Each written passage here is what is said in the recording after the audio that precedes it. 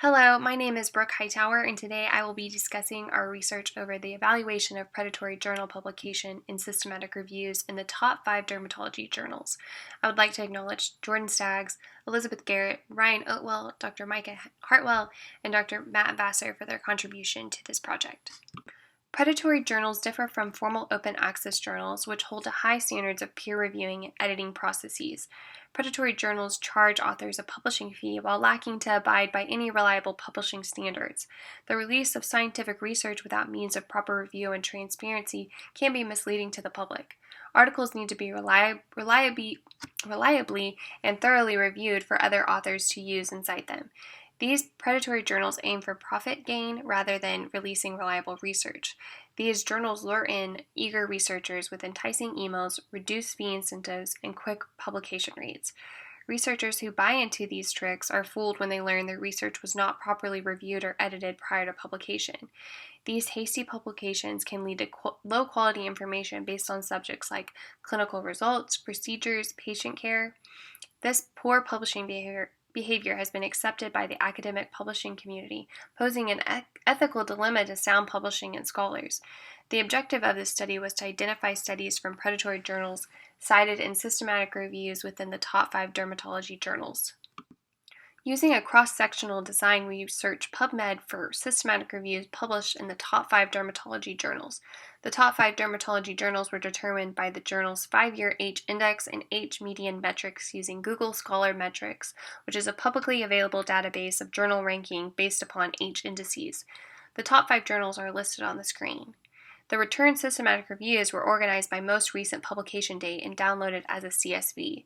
Student Dr. Staggs, Student Dr. Garrett, and myself independently screened the first 10 publications from each downloaded CSV for the following inclusion criteria. The article is a systematic review or a meta-analysis. If an article was excluded, additional systematic reviews were screened to reach a total of 10 eligible systematic reviews from each journal. We then extracted all 50 systematic reviews for their included primary studies. The extracted primary studies publishing journals were then uploaded to Google Sheets to determine whether they are a predatory journal. Predatory journals were determined using Beall's List, which is a widely used and publicly available database of predatory journals.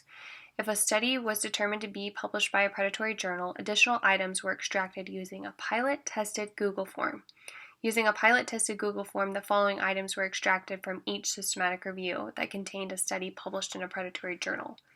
1. The dermatology journal the systematic review was published in. 2. The systematic review title. 3. The publishing year of the systematic review. 4. The topic of the systematic review.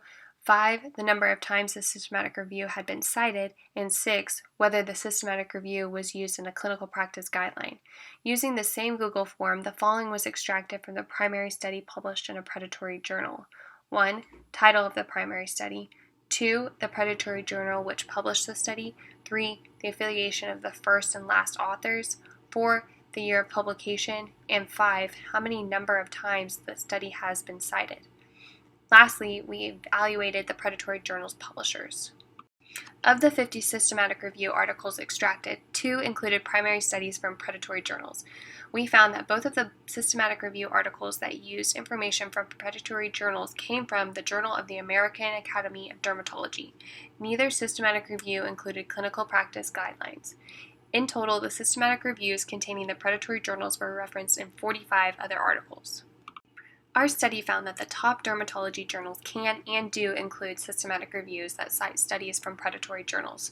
Since predatory journals are illegitimate publications and do not have a reputable peer review process, they lack the integrity that readers expect and deserve from scientific journals, especially journals that are considered to be the most prestigious in dermatology. We found that 2 out of the 50 systematic review articles contain predatory journal publications. These findings suggest that the authors of systematic reviews and journals need to further investigate the origin of the studies to maintain high academic standards. Furthermore, results suggest that predatory journals are a legitimate issue in dermatological research. Even though the 2 primary studies from predatory publications were not a clinical practice guideline, they did give management and quality of life suggestions. Further research is needed to locate the presence of predatory journals.